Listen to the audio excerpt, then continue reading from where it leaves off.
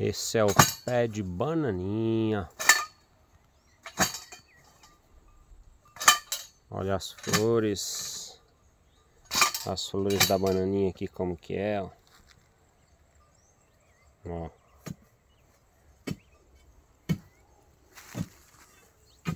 Tem bastante flor esse pé aqui. Zé, olha o tamanho daquele maribondo ali, ó.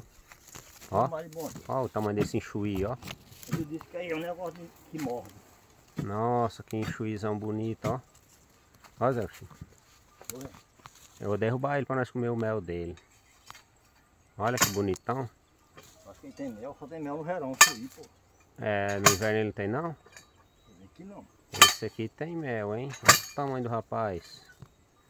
O cara vai jogar uma pedra aqui, meu amigo. Aí ele vai seguir o cara, que é uma beleza, hein? Olha só que espetáculo.